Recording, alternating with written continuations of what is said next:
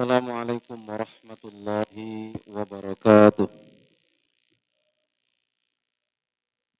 Alhamdulillahi ala ihsani wa syukru lahu ala taufiqi wa amtinani. Asyhadu an la ilaha illallah wahdahu la syarika lahu ta'ziman li sya'nih. Wa asyhadu anna Muhammadan abduhu wa rasuluhu da'iyan ila ridwanih. Assalatu wassalamu ala asyrafil anbiya'i wal mursalin Nabina Muhammadin wa ala alihi wa sahbihi ajma'in. Qala Allah Ta'ala fi kitabihil karim, ya ayyuhalladzina amanu taqullaha haqqa tuqatih wa la tamutunna illa wa antum muslimun. Radina billahi rabba wa bil islami dina wa bi Muhammadin sallallahu alaihi wasallam nabiyya wa rasulah.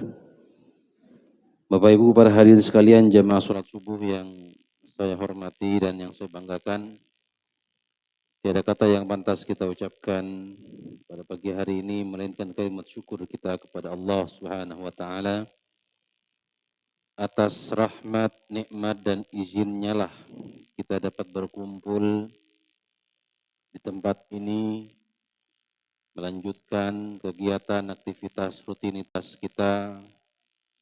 Mudah-mudahan segala kebaikan, ketaatan yang kita lakukan diterima di sisi Allah sebagai pemberat timbangan amal soleh kita.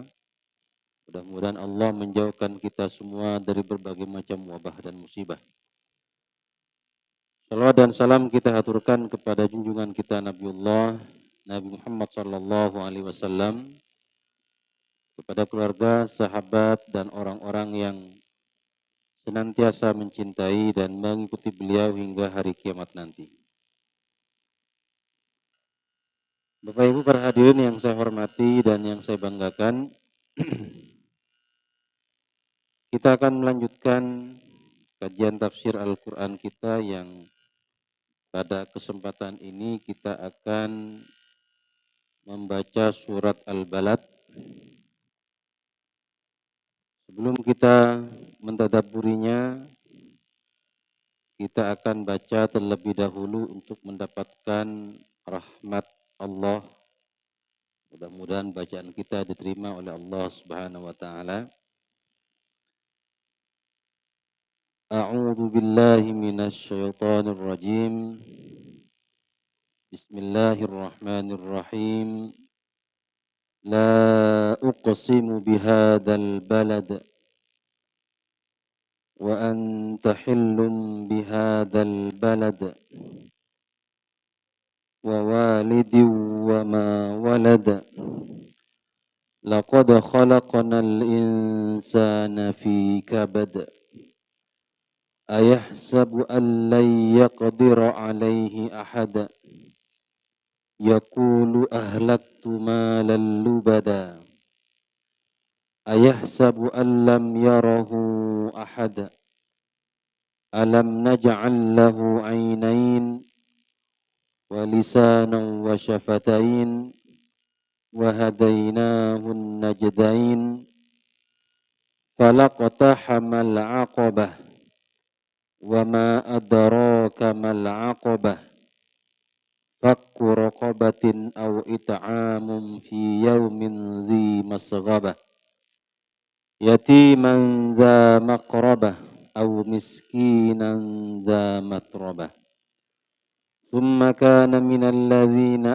amanu wa tawasaw bis sabri wa tawasaw bil marhamah ulaika ashabul maimanah, yang artinya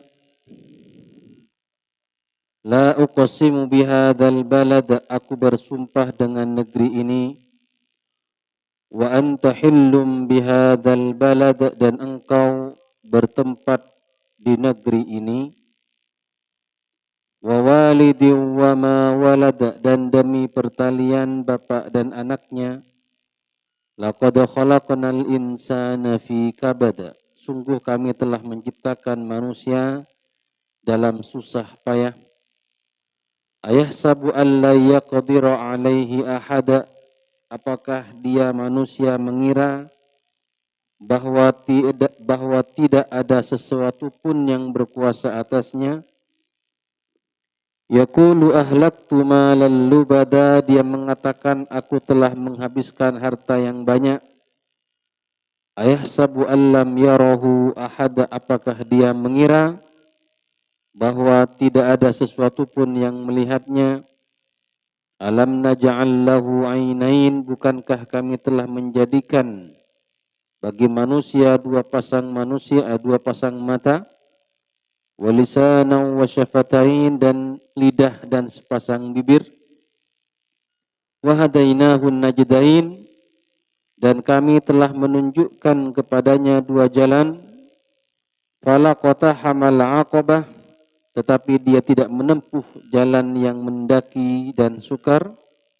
Wa ma adraka mal aqabah, dan tahukah kamu apakah jalan yang mendaki dan sukar itu? Fakku raqabah, yaitu memerdekakan budak. Au it'amun fi yaumin dzi masghabah, atau memberi makan pada hari terjadi kelaparan.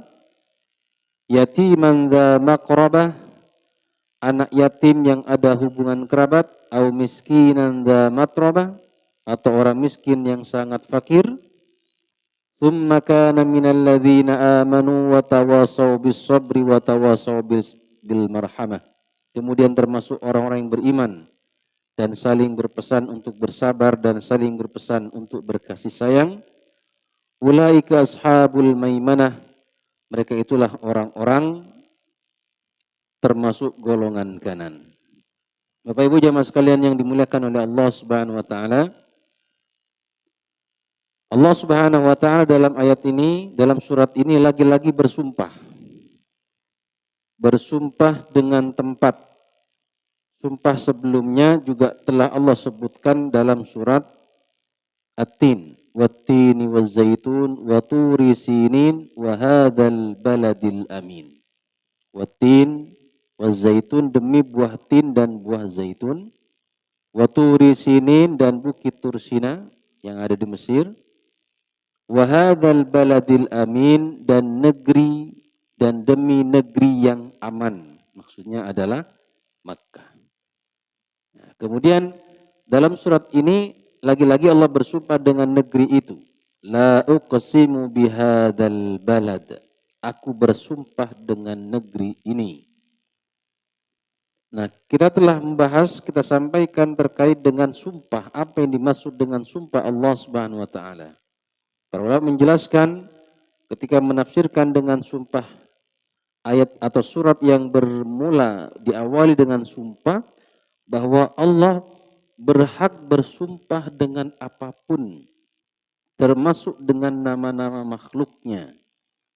Allah bersumpah dengan matahari, Allah bersumpah dengan bulan, dengan bintang, dengan waktu duha, dengan waktu asar, dengan apalagi malam, ya, tin, zaitun, ya. Allah mau bersumpah dengan apapun nama makhluknya itu adalah kehendak Allah Subhanahu wa taala.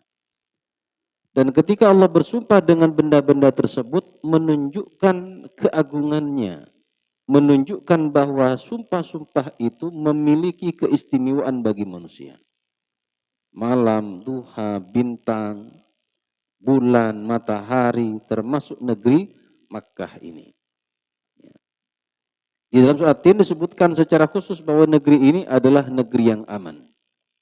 La uqsimu bihadzal balad, aku bersumpah dengan negeri ini, wa anta hillum bihadzal balad, dan engkau Muhammad, ya, bertempat di negeri ini. Dan demi Muhammad Allah bersumpah dengan Makkah, kemudian Allah bersumpah dengan orang yang mulia yang tinggal di Makkah itu.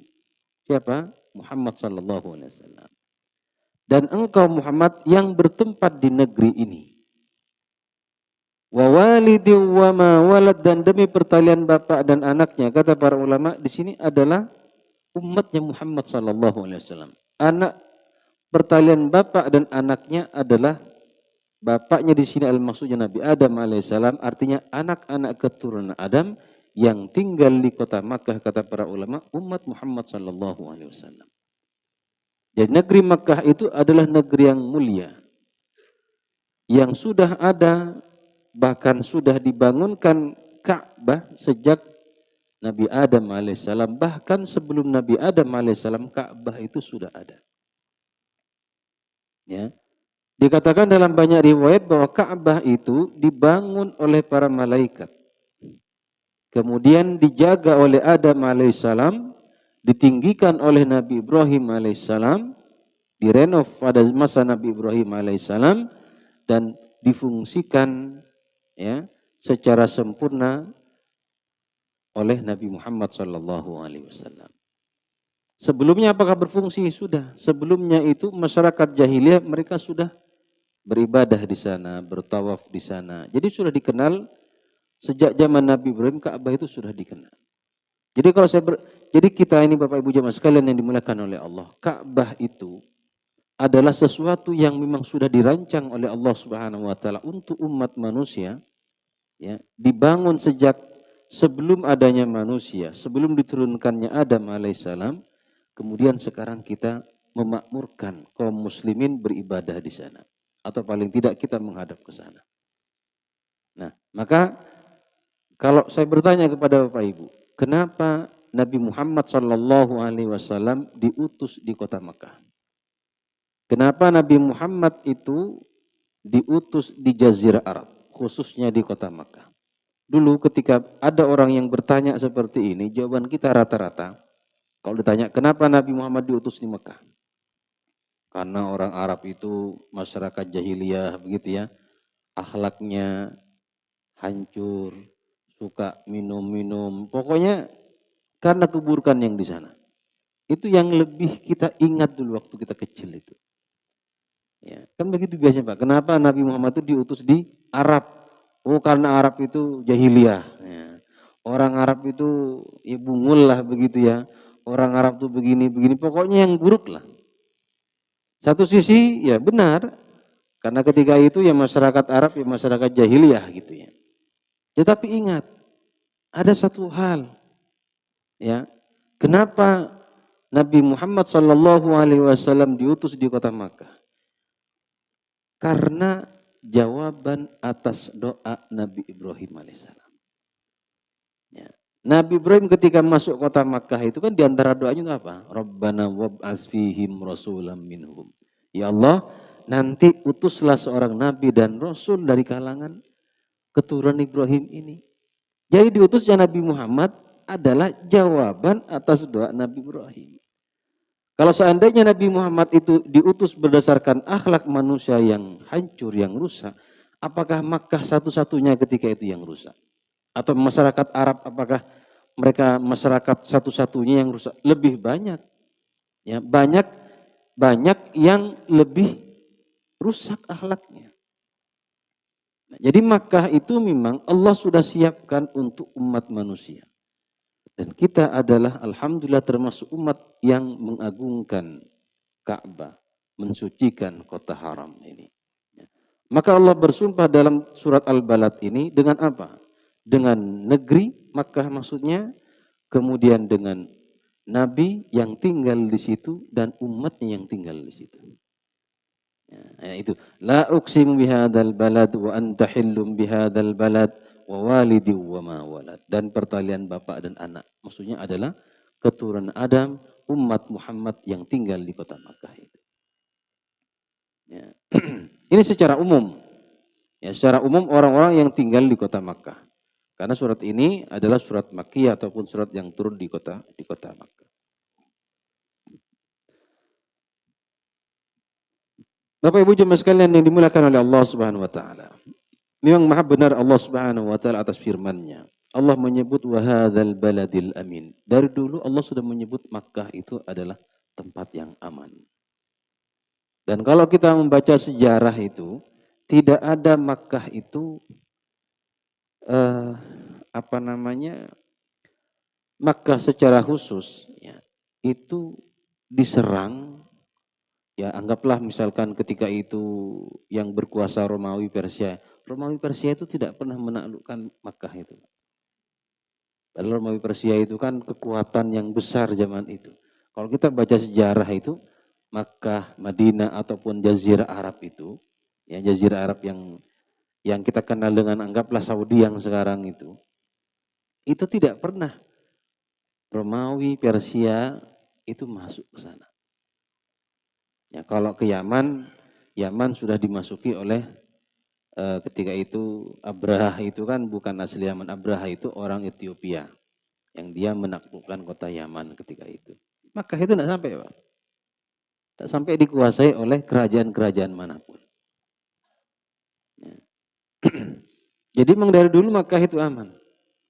Orang yang masuk Makkah itu akan aman. Dan sampai sekarang kan begitu. Relatif aman. Kota Makkah itu termasuk kota yang relatif aman.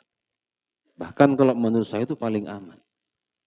Negara maju biasanya kan harusnya aman. Ya, katakanlah seperti Amerika. Amerika itu justru kejahatan terbesar di dunia di Amerika.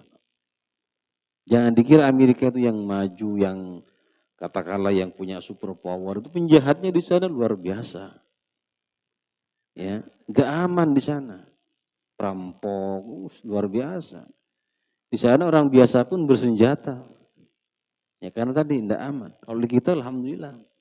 Ya bersenjata juga, paling pisau dapur gitu ya. Parang buat ke kebun itu ya. Kalau di kita masih relatif aman kita itu. Ya walaupun sedikit-sedikit adalah begal ataupun apa gitu ya. Ya, Makkah itu aman.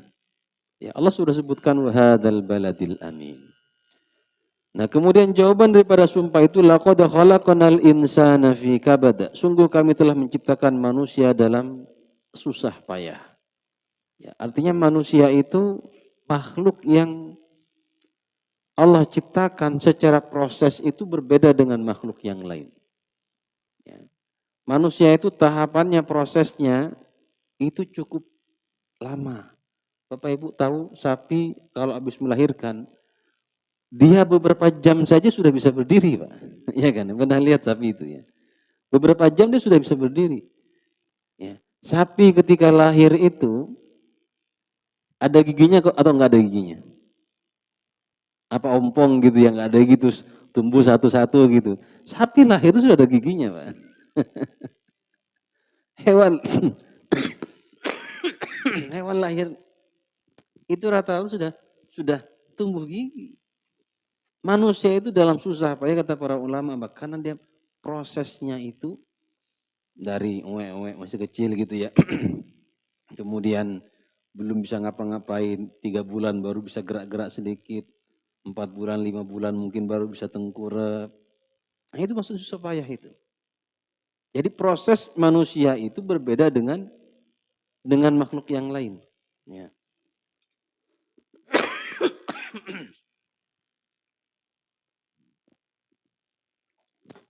Kemudian sebagian tafsir menafsirkan bahwa yang dimaksud dengan bersusah payah itu ya dari proses hamilnya 9 bulan.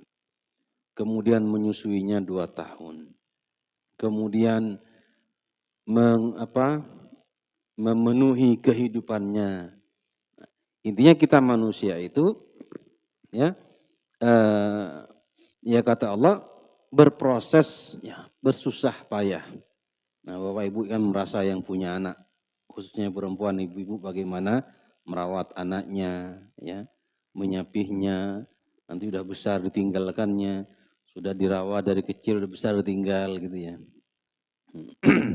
Artinya bahwa kami telah menciptakan manusia dalam keadaan susah payah. Maksudnya bukan Allah yang susah menciptakan kita, bukan. Maksudnya berproses ya dari bertahap dari kecil tidak ada gigi ya. Kemudian tumbuh dewasa, kemudian tua, meninggal. Ayasabu alla yaqdiru alaihi ahad. Apakah dia manusia mengira bahwa tidak ada sesuatu yang berkuasa atasnya? Allah mengajak kita berpikir dari kita berproses dari dalam kandungan umur sebulan, 2 bulan, 3 bulan, 4 bulan, ya sampai 9 bulan lahir, kemudian belajar duduk, belajar merangkak, belajar berdiri, belajar berjalan, sampai kemudian tumbuh dewasa, sampai besar, sempurna fisik. Apakah itu tidak ada yang menguasai kita itu? Apakah kita mengira tidak ada yang mengontrol kita manusia itu? Apakah kekuatan yang Allah berikan kepada kita ini secara fisik sempurna, kekuatan yang kita miliki ini, itu begitu saja? Kalian tumbuh secara alami begitu, tidak ada yang menumbuhkan, tidak ada yang berkuasa atas kita ini.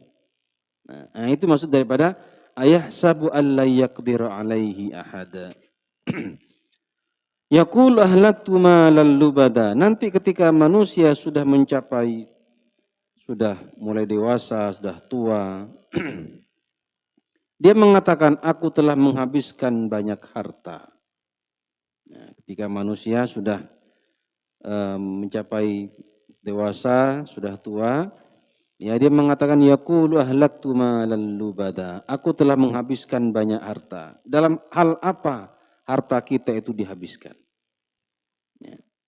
Ayah sabu allam yarahu ahad, apakah dia mengira bahwa tidak ada sesuatu pun yang melihatnya? Upaya, usaha, harta yang kita keluarkan, perbuatan yang kita lakukan, apakah tidak ada yang melihatnya? Nah, kalau kita memiliki harta, untuk apa harta kita dihabiskan? Apakah tidak ada yang tahu? Apakah Allah tidak berkuasa melihat harta kita dikeluarkan untuk apa? Nah, itu maksudnya. Ya.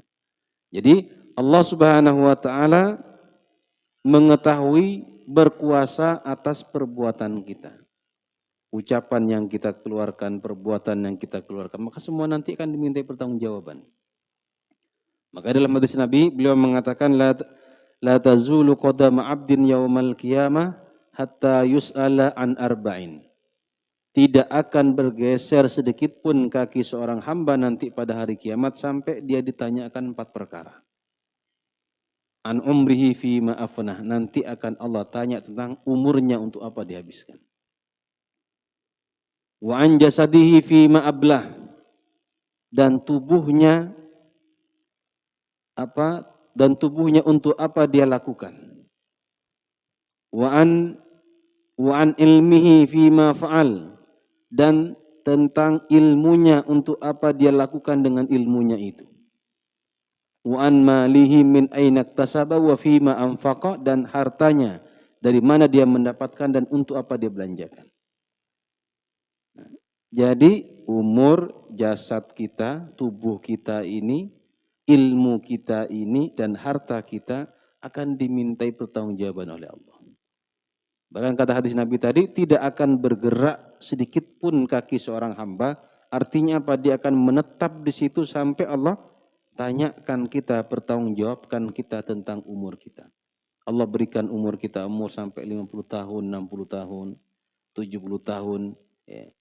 Fulan, Anda diberikan oleh Allah umur sampai 60 tahun, apa yang kamu lakukan dengan umurmu? Ditanya nanti kita. Jasad tubuh yang sehat, fisik yang kuat yang Allah berikan kepada kita. Fisiknya kuat, kakinya berotot, digunakan untuk apa? Main bola, main futsal, ya, olahraga, lari, jogging. Tidak pernah dipakai untuk ke masjid. Tempat yang paling jauh itu masjid. Tempat yang paling jauh di masjid. Berat rasanya. Mau melangkah itu kayak capek kaki itu ya. Tempat yang paling jauh, paling berat untuk datangi itu masjid. Tapi kalau ke mall, biar jauh apapun dikejar. Laju, kuat kakinya kan. Makanya nanti melangkah ke masjid itu salah satu yang akan menghapuskan dosa. Ya, kata Nabi, maukah kalian saya tunjukkan satu amalan yang bisa mengangkat derajat dan menghapuskan dosa? Amalan yang bisa mengangkat derajat dan menghapuskan dosa. Apa yang pertama? Ya, yang pertama adalah isbahul wudu alal makarih. Menyempurnakan wudu walaupun dalam keadaan yang dingin, dalam keadaan yang sulit, susah. Kalau kita ini alhamdulillah, kita ini suasana, cuaca, suhu di kita itu normal. Kalau kita itu paling 35 itu sudah teriak semua kita. Tapi kalau 35 di tempat-tempat lain itu masih nyaman. Ya, karena apa? Mereka panas, kalau musim panas sampai 50 derajat. Ya, kita kadang 30 itu enak. Ya panas-panas sedikit lah.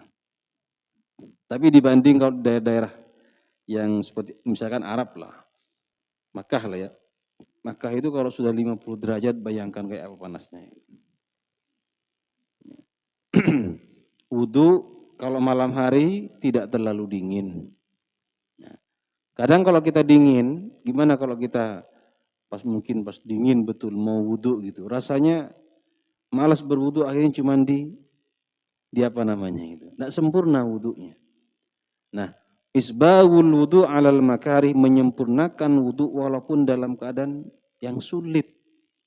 Dingin apa ya tetap sempurna wudunya. Ya, tidak ada yang terlewatkan. Yang kedua apa? Wa kasratul huta ilal masajid, memperbanyak langkah ke masjid. Ya, ini. Jadi semakin jauh rumah Anda dengan masjid, semakin banyak pahalanya. Ya, tetapi jangan kemudian begini. Ada sebagian ulama yang memaknai bahwa memperbanyak langkah ke masjid itu artinya sering ke masjid. Ya, sering ke masjid, bukan di antara maknanya, walaupun secara tekstual maknanya juga ya semakin jauh juga semakin berpahala, tetapi maknanya juga memperbanyak langkah ke masjid itu artinya sering ke masjid. Artinya tidak perlu rumah Anda yang dekat di depan masjid, misalkan Anda harus keluar dulu ke jalan ke sana gitu. Kenapa Pak? Ya biar banyak langkahnya gitu. Jalan dulu ke sana muter gitu kan, lewat ring road dulu baru ke sini lagi gitu. Karena maksudnya adalah memperbanyak langkah ke masjid. Artinya sering ke masjid. Atau yang rumahnya dekat masjid sini harus misalkan ke Islamik aja lah gitu biar langkahnya apa banyak gitu. Tidak begitu juga. Lebih baik sholat di masjid tempat kita berada, di masjid yang di dekat kita.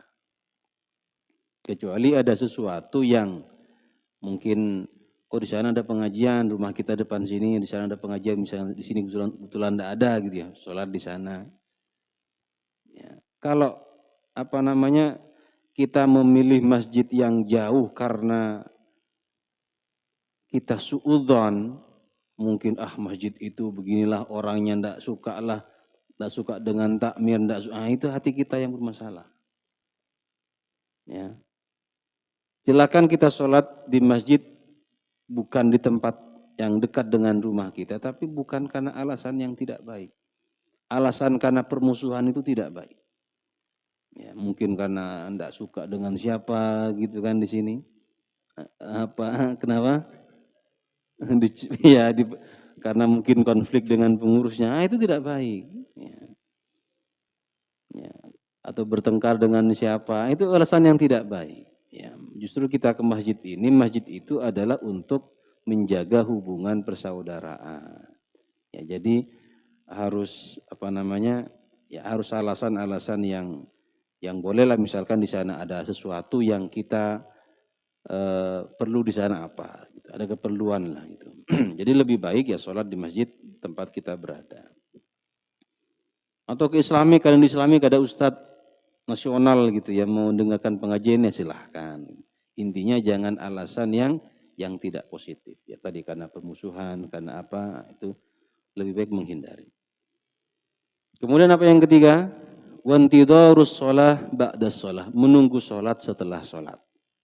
Nah, ini yang amalan yang mengangkat derajat dan menghapus dosa. Maka dalam hadis yang lain, setiap kita melangkahkan kaki kita, ketika kita melangkahkan kaki kanan dengan tangan kiri ya, kalau kita jalan gitu ya. Kalau melangkah gimana itu? Yang kanan mengangkat derajat, yang kiri menghilangkan dosa kita. Jadi Allah yang melihat, Allah berkuasa atas perbuatan kita, menyaksikan perbuatan kita. Apakah manusia mengira bahwa tidak ada sesuatu pun yang melihatnya? Alam naj'al lahu 'ainain wa lisanan wa syafatain. Bukankah kami telah menjadikan untuk manusia, untuknya sepasang mata, lisan dan sepasang bibir. Ya. Kita bisa melihat, ya Allah juga bisa melihat atas perbuatan kita. Kita diberikan mata bisa melihat, orang lain bisa melihat perbuatan kita.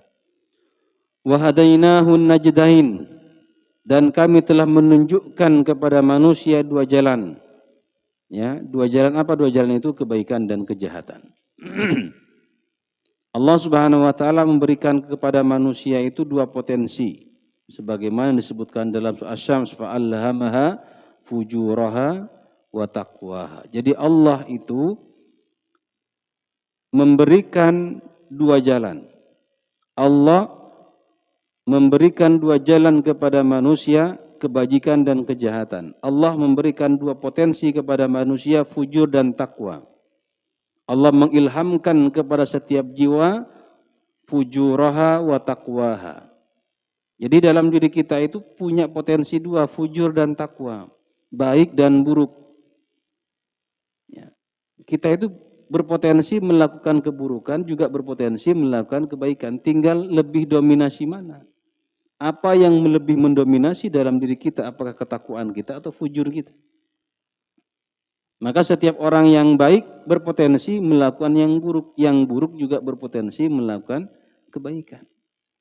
Maka kita yang menjadi orang baik, jangan berbangga dulu dengan kebaikan kita. Karena kita tidak tahu akhir daripada kehidupan kita. Dan orang yang berbuat buruk, jangan dicela orangnya. Karena kita tidak tahu akhir dari kehidupan dia. Mungkin orang yang kita nilai orangnya buruk, tidak pernah berbuat baik, bahkan dikenal sebagai orang yang jahat gitu ya. Dia bisa bertaubat. Dan banyak itu. Saya beberapa waktu yang lalu melihat ada berita gitu ya, dilewat di beranda gitu. Seorang Amerika, pembunuh. Ya, seorang pembunuh ini, Pak. Dimasukkan penjara. Ya, dimasukkan penjara. Tiba-tiba di penjara itu dia dapat hidayah, masuk Islam, ya di penjara itu. Kemudian dia serius lah ya, kemudian menjadi orang-orang biasa yang perilakunya itu berbalik 180 derajat. Yang tadinya mungkin garang, kemudian dia menjadi baik. Kemudian dia di situ ada foto ketika dia umrah atau haji gitu, dia melaksanakan, dia berihram gitu ya. Artinya hidayah Allah itu kalau sudah mau datang, di tempat tertutup pun ya masuk juga gitu ya. Dan orang yang tadinya buruk itu bisa berubah. Dan banyak orang-orang, cerita-cerita orang-orang yang mu'allaf gitu ya. Yang dulunya dia adalah orang yang jahat. Dulunya dia adalah orang yang tidak baik, tapi bisa menjadi baik. Tetapi juga ada kisah-kisah dulunya dia adalah orang yang baik, tapi kemudian ya, bukan hanya menjadi orang buruk, bahkan murtad. Sebagaimana disebutkan dalam beberapa kitab, ada seorang muadzin. Muadzin artinya kan dia menyeru untuk orang sholat selama 40 tahun. Selama 40 tahun dia menjadi muadzin, menyeru orang sholat 5 waktu. Sampai satu saat akhirnya setelah 40 tahun itu, ya dia di akhir kehidupannya murtad. Karena dia mencintai seorang yang orang itu beda agama. Akhirnya dia pindah agama. Bayangkan, dia seorang muadzin. 40 tahun dia menjadi imam, menjadi apa? Seorang muadzin di masjid, mengajak kita sholat. Murtad. Jadi betullah apa yang dalam sebuah hadis Nabi mengatakan, ada orang, ini kata Nabi dalam sebuah hadis disebutkan dalam kitab Al-Arba'in Imam Nawawi, bahwa ada orang yang semasa hidupnya itu dia melakukan amalan ahli surga. Sampai-sampai selangkah lagi dia akan masuk surga. Tetapi takdir berbicara lain, kemudian dia murtad. Dia menjadi kafir. Jadi semasa hidupnya dia melakukan amalan ahli surga. Sampai-sampai kata Nabi sejengkal lagi, selangkah lagi dia akan masuk surga. Tapi di akhir hidupnya dia murtad. Dan ada juga orang yang lain semasa hidupnya melakukan amalan ahli neraka. Sampai selangkah lagi dia akan masuk neraka. Tapi takdir berbicara lain, dia bertaubat kepada Allah Subhanahu wa taala. Akhirnya dia masuk surga. Nah, kita ini tidak tahu Pak Ibu. Ya. Makanya ketika Ibnu Mas'ud dipuji oleh seorang, kata beliau apa? Tidak ada orang yang layak, yang pantas dipuji kecuali pemilik kubur ini. Maksudnya menunjuk kepada Nabi. Orang yang masih hidup itu tidak pantas untuk dipuji. Karena kita tidak tahu bagaimana kehidupan dia. Yang mau dipuji itu orang yang sudah mati. Karena apa? Dia sudah selesai ujiannya. Kalau kita masih hidup tidak pantas untuk dipuji karena kita tidak tahu akhir kehidupan kita. Dipuji sekarang bagus. Apakah sampai akhir begitu? Maka memuji orang itu jangan berlebihan. Apalagi sampai memuji yang sesungguhnya tidak hanya untuk menyenangkan gitu. Maka bagi sebagian orang itu pujian itu seperti racun, seperti duri yang sebenarnya merusak dirinya. Kita kalau dipuji orang, karena orang dipuji kan langsung senang, istilahnya langsung telinganya lebar katanya begitu ya. Maka kita dengan pujian itu jangan terlalu diambil hati.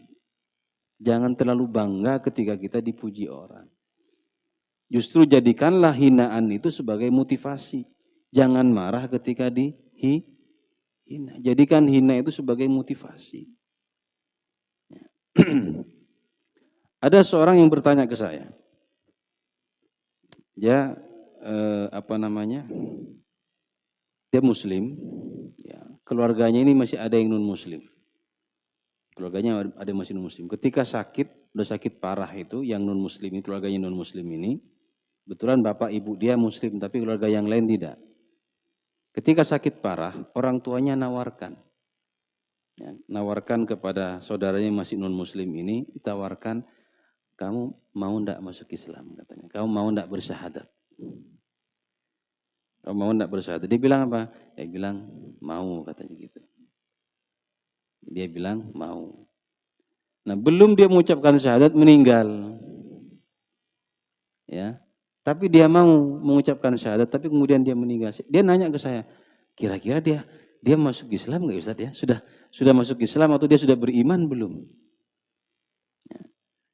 Saya tanya, ketika antara waktu ditanya dengan meninggalnya itu berapa lama? Enggak lama, enggak sampai 1 jam, ya 1 jaman lah. Jadi ketika dia bilang mau, kemudian yang dipersiapkan, direncanakan siapa nanti yang bimbing, siapa yang gini, belum dibimbing meninggal Pak. Nah kira-kira dia masuk Islam enggak Ustaz katanya gitu. Maka saya menjawab dengan ya pengetahuan saya. Ya, adapun nanti pada hakikatnya itu hanya Allah yang tahu. Kalau menurut pengamatan kita manusia, kalau dia ketika kita menawarkan kamu mau tidak bersyahadat, artinya apa? Kamu mau tidak mengakui Allah sebagai Tuhanmu, Muhammad sebagai utusanmu. Kan syahadat kan begitu, esensinya syahadat kan begitu. Kamu mau tidak mengucapkan syahadat? Dia bilang mau. Ketika dia mengatakan mau, berarti kan dia bersaksi bahwa Allah adalah Tuhannya, Muhammad adalah utusan Allah. Ya. Kalau seandainya dalam hati dia tidak ada perubahan, artinya tidak berubah gitu ya, tidak berubah pikiran gitu ya, maka saya menilai secara zahir dia sudah Islam. Walaupun belum secara formal mengucapkan asyhadu an la ilaha illallah wa asyhadu anna Muhammadar Rasulullah. Ini pengamatan kita sebagai manusia. Ya, adapun nanti ya hakikatnya hanya Allah yang tahu ya. Kalau kita kembalikan kepada Allah ya selesai gitu. Tapi ini kan pengamatan kita. Walaupun kemudian prosesnya proses non muslim karena waktu itu kan belum baru omong-omong dengan dia yang muslim yang sakit ini dengan yang saudaranya yang muslim. Ya, tapi Allahu a'lam. Tapi menurut pengamatan kita bisa masuk surga. Ya. Seandainya dia masuk surga, coba bayangkan Pak Ibu. Anggaplah kemudian persaksiannya walaupun dia belum mengucapkan diterima oleh Allah Subhanahu wa taala. Betapa indahnya hidupnya, Pak. Hidup dia dalam keadaan kafir, di akhir hayatnya dia menjadi muslim. Nah, itu yang kita maksud bahwa manusia itu ya tadi potensi fujur dan takwa antara kebaikan dan keburukan itu akan terus berperang dalam diri kita itu. Sampai akhir hayat kita pun ya setan itu akan terus menggoda kita, menghampiri kita, membisikkan kepada kita untuk apa? Melepaskan iman ini. Maka jangan terbesit dalam pikiran kita ragu dengan iman kita ini.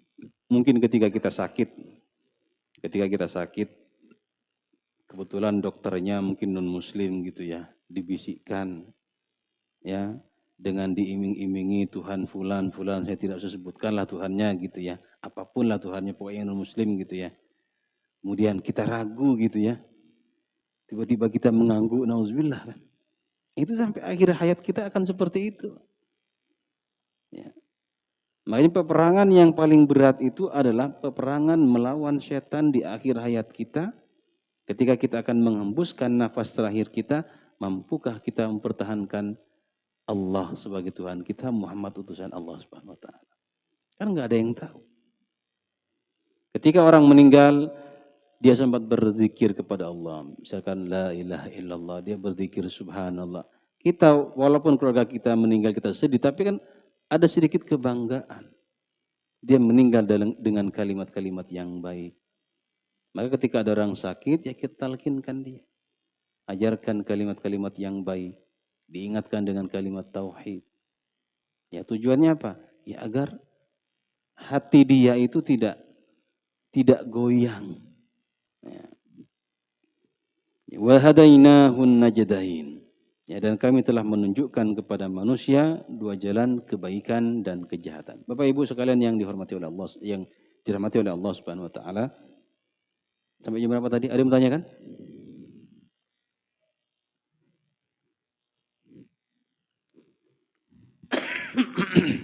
Assalamualaikum warahmatullahi wabarakatuh. Waalaikumsalam. Ustadz, berkaitan dengan akhir hidup kita ya, istilahnya kan kita selalu berdoa, mudah-mudahan kan minta husnul khotimah ya. Tapi tadi kan ternyata kan mau tidak mau tetap saja takdir kita itu kita tidak tahu akhir hidup kita seperti apa. Nah, pertanyaannya kan kemudian kan mohon maaf, ini saya pernah ditanya sama orang lah, terus bukti kasih sayangnya Allah itu seperti apa? Padahal kita sudah berusaha semaksimal mungkin dari mulai hidup kita ketika di dunia sampai menjelang ajal kita berusaha taat gitu.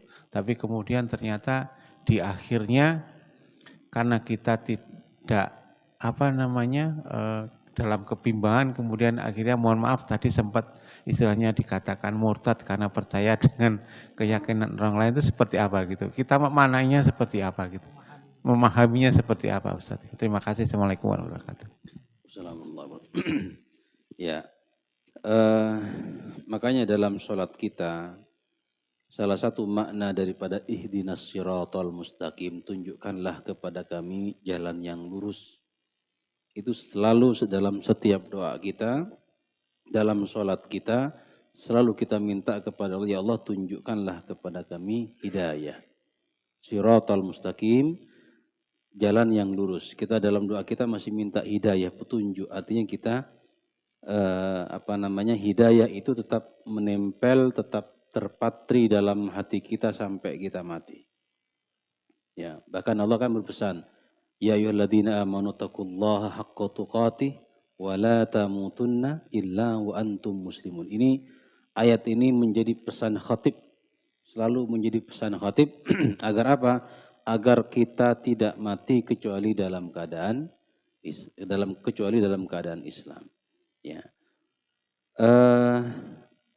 Bagaimana misalkan kita sudah berupaya, kita sudah berusaha untuk kita Islam. Kalau dalam diri kita sudah punya tekad, artinya tidak ada keraguan, insya Allah orang yang seperti itu tidak akan tergelincir. Kalau dalam diri kita sudah bertekad, sudah dengan ketaatan, insya Allah tidak akan tergelincir. Tapi justru kalau dalam diri kita ini tidak punya tekad, tidak punya tujuan saya harus meninggal atau mati dalam keadaan mukmin, dalam keadaan beriman, nah justru kita akan mudah tergelincir. Ya. Orang-orang yang sudah bertekad berusaha taat dalam hidupnya, sebagian besar, kebanyakan ya sebagian besar. Karena ada patah mengatakan man asya ala syai'in famata alaihi, orang yang hidup terbiasa dengan sesuatu maka dia akan mati dengan sesuatu itu. Jadi apa kebiasaan dalam hidup kita, ya kita akan mati dengan kebiasaan kita itu. Maka orang yang senantiasa berzikir, dia akan mati dengan kalimat-kalimat zikir itu. Orang yang mati dalam ketaatan, orang yang hidup dengan biasa dengan ketaatan, insya Allah dia akan mati dengan ketaatan itu. Nah, orang yang kemungkinan tergelincir itu, ya karena semasa hidupnya, ketika masa normalnya, masa sehatnya, memang sudah goyang. Sehingga ketika di akhir ya kemudian goyang. Tapi kalau kita ini sudah kuat dalam hati kita, tekad kita, insya Allah tidak tergelincir. Apalagi kita selalu minta ya Allah, kuatkan iman dalam hati kita dan kita tidak mati kecuali dalam keadaan beriman. Ya, memang hidayah itu Allah yang memberikan. Tetapi ingat bahwa juga hidayah itu manusia yang berusahanya mencarinya. Allah berfirman apa? Innallaha la yughayyiru ma biqaumin hatta yughayyiru ma bi anfusihim. Allah tidak akan merubah satu kaum kecuali dia mau merubah diri sendiri. Ya, memang ada hidayah yang Allah datang begitu saja karena hidayah itu macam-macam bentuknya datang kepada manusia itu, Pak. Ada yang dengan mudah, ada yang dengan bersusah payah dia mencarinya. Ada yang sangat mudah, orang hanya tertidur kemudian mimpi, kemudian dia meyakini Islam, ada seperti itu. Saya punya teman masuk Islamnya itu lucu dia, Pak. Ya bukan lucu sih, enggak lucu, cuma masuk Islam itu unik. Dia hanya bermimpi di dalam, dia perempuan, ibu-ibu. Dalam mimpinya itu dia melihat orang, dalam mimpinya itu dia melihat dirinya sholat. Padahal dia bukan muslim, tapi dia sholat pakai mukena, kemudian duduk di rakaat terakhir, kemudian salam, assalamualaikum, menoleh ke kanan, kemudian di sebelah kanannya ada orang begini. Kemudian assalamualaikum sebelah kiri, ada orang lagi begini. Itu beberapa malam mimpinya begitu. Akhirnya dia pelajari Islam. Dan kemudian masuk Islam. Ada orang masuk Islam itu gampang, hanya dapat petunjuk sedikit masuk Islam. Tapi ada orang yang susah. Dia harus begini, baru dia dapat hidayah. Jadi hidayah datang kepada manusia itu banyak cara. Ada yang gampang, ada yang susah. Ya, memang pada akhirnya Allah yang menentukan hidayah. Tapi ya manusia juga kadang ya harus mencari.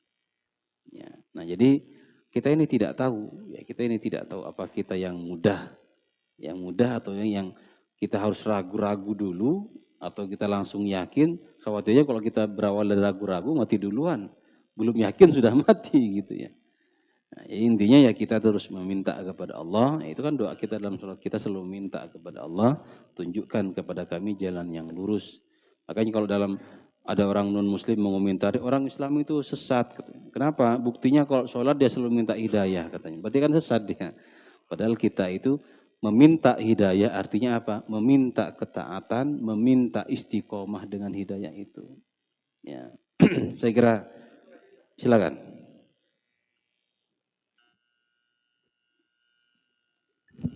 Bismillahirrahmanirrahim. Assalamualaikum warahmatullahi wabarakatuh. Mohon maaf Ustaz, ini saya ayatnya lupa ini. Tetapi yang saya ingat itu ada kalimatnya itu di tengah-tengah itu kullu nafsin dha'iqatul maut. Kemudian di lanjutan ayat itu yang artinya setiap kebaikan dan keburukan itu fitnah. Nah ini maksudnya gimana Ustaz? Ini ada dua kalimat, setiap kebaikan dan keburukan itu fitnah. Begitulah ayat itu. Terima kasih Ustaz. Baik. Nah fitnah kalau dalam bahasa Arab itu berbeda artinya dengan bahasa Indonesia. Al-malu wal banuna innama amwalukum wa awladukum fitnatun lakum. Ya, sungguhnya harta, anak, istri itu fitnah bagi kalian. Fitnah itu apa? Nah, makanya di sini kita harus memahami fitnah dalam bahasa Indonesia, fitnah dalam bahasa Arab berbeda. Fitnah dalam bahasa Arab itu artinya ujian. Ya, ujian. Misalkan begini, al-fitnatu asyaddu minal qatl. Fitnah itu lebih kejam daripada membunuh. Itu bukan fitnah bahasa Indonesia. Fitnah di situ adalah kesyirikan. Ujian. Nah, jadi saya tidak tahu ya kapan fitnah itu jadi masuk ke Indonesia dan artinya berbeda gitu ya.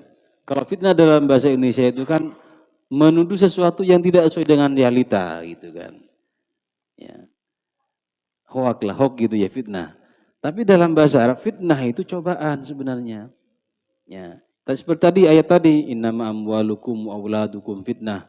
Dalam ayat yang lain itu anak yang disebutkan fitnah itu anak, harta, istri, kemudian kehidupan. Itu fitnah. Fitnah artinya apa? Ujian. Anak itu ujian, istri itu ujian, harta itu ujian. Jadi kalau kebaikan apa tadi? Kebaikan. Saya tidak tahu kalau ayat yang sesungguhnya kebaikan dan keburukan adalah ujian. Tapi bisa jadi kalau kebaikan maksudnya adalah harta, anak, istri itu adalah ujian. Fitnah itu artinya adalah di sini ujian. Nah, jadi maksudnya ujian. Jadi kalau kita membaca fitnah, ada kata fitnah dalam Al-Quran dalam arti yang Arabnya loh ya. Nah, itu berarti maksudnya adalah ujian. Ya, baik. Ada yang lain cukup? Silakan.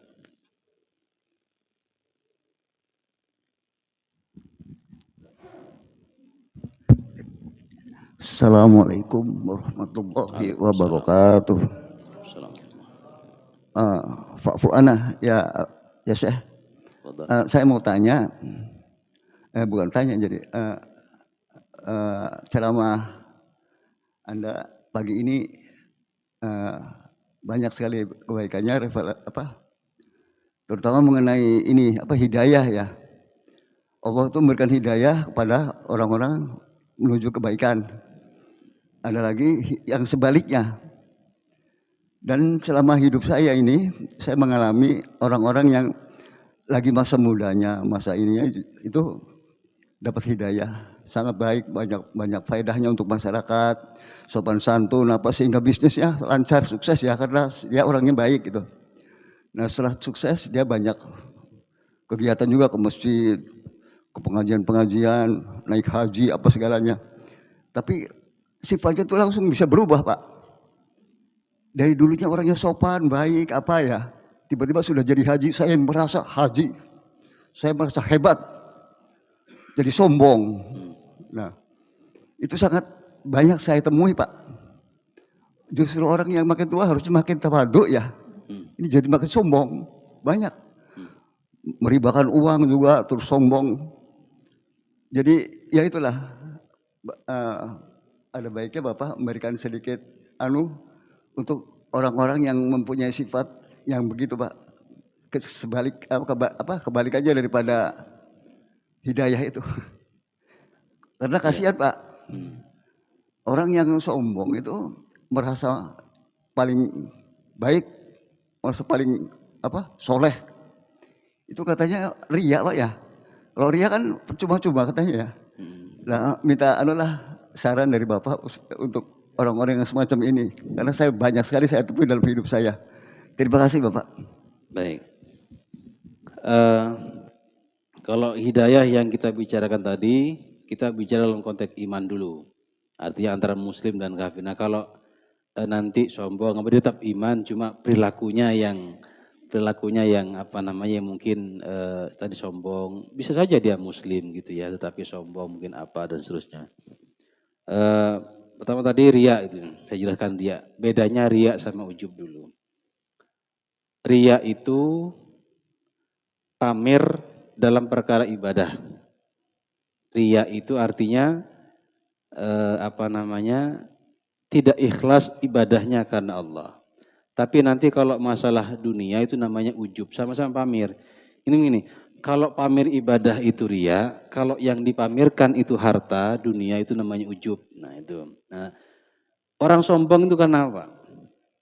Apa sih yang membuat orang sombong itu apa? 1, harta, kan begitu. 2, ilmu. 3, jabatan. Apalagi? Cantik, rupa atau tampan. Yang bikin orang jadi sombong itu kan ini mungkin ya, salah satunya gitu ya. Ketika mungkin dulu orang biasa-biasa saja karena hartanya mungkin belum seberapa, begitu dia mampu bisa menjadi sombong. Ya. Intinya perilaku-perilaku seperti ini bisa menjangkit kepada siapapun termasuk kita walaupun beriman. Tetapi ini ada sifat-sifat buruk juga.